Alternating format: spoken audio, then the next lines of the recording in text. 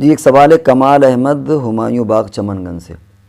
یہ پوچھتے ہیں کہ تیمم کا طریقہ جو کہ وضو کے طریقے سے کچھ مختلف ہے، وضاحت فرما دیں۔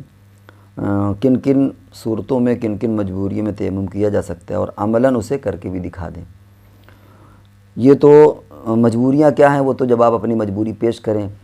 تب ہوگا۔ مجبوری کیا ہے؟ ایک تو ہوتی ہے کہ پانی کسی آدمی کے پاس میسر نہیں ہے اس لیے تیمم ہوتا ہے،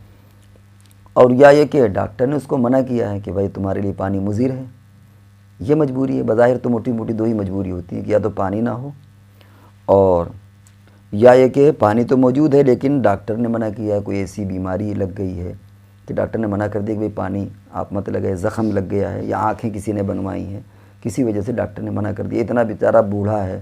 کہ آج کل کی سردی ہے کہ وہ تو مر جائے گی، کوئی بوڑھی آدمی یا بوڑھا بیچارہ ہے 80 سال کا 90 سال کا جو بیچارہ خود سے پانی گرم کر کے وضو نہیں کر سکتا، ظاہر بات ہے کہ ٹھنڈے سے اگر کر لے گا تو وہ تو بیمار پڑ جائے گا۔ بہت سے لوگوں کو الرجی ہوتی ہے،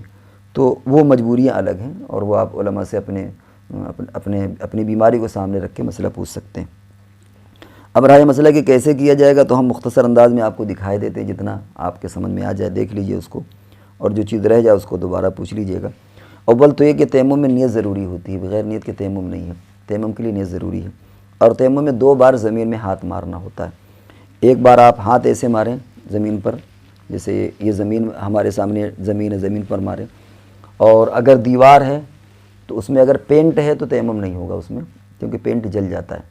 ہاں اگر کچی دیوار ہے یا اس میں چونا پوتا ہوا ہے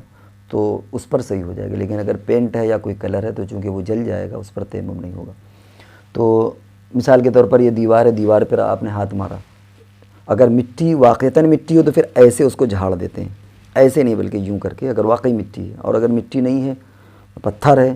تو تیمم۔ اچھا عجیب بات ہے کہ دھلے ہوئے پتھر پر بھی تیمم، بہت سے لوگ سوچتے ہیں کہ مٹی کا ہونا ضروری ہے، حالانکہ مٹی کا ہونا ضروری نہیں ہے۔ اگر دھلا ہوا سنگ مرمر ہے اس پر بھی تیمم ہو جاتا ہے۔ گھڑا آپ کے یہاں گھر اندر پانی بھرا ہوا ہے گھڑے میں، اوپر آپ تیمم کرنا چاہے کر سکتے ہیں، یعنی دھلا ہوا گھڑا ہے، اندر پانی بھرا ہوا ہے لیکن آپ پانی استعمال نہیں کر سکتے بیماری کی وجہ سے، تو اس گھڑے کے اوپر آپ تیمم کر سکتے ہیں، تو حالانکہ اس پہ گرد نام کی کوئی چیز نہیں، مٹی نام کی کوئی چیز نہیں ہے اس میں۔ تو اگر مٹی ہے تو آپ اس کو جھاڑ دیں اور اس طرح چہرے میں پھیر لیں، ایسے پھیریں کہ کوئی جگہ خالی نہ رہ جائے، اوپر جہاں سے باقاعدہ جتنا دھلا جاتا ہے پورا حصہ خالی نہ رہ جائے۔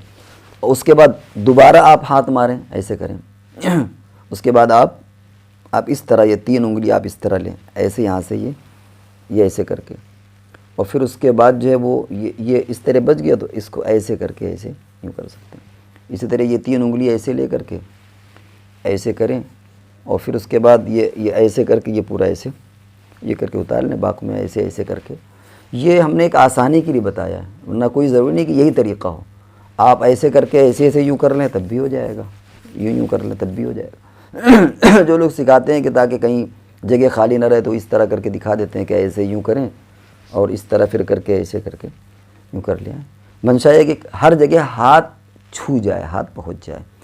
تو اگر مٹی نہیں بھی ہے، آپ نے یوں کیا اور اس کو خالی آپ نے ایسے کر لیا، یوں کر کے یوں، یا ایسے کر کے ایسے کر لیا، بعد میں ایسے کر لیا، ایسے تو تیمم آپ کا ہو جائے گا۔ تو ہر جگہ ہاتھ پہنچ جائے، جس طریقے سے وضو میں ہوتا ہے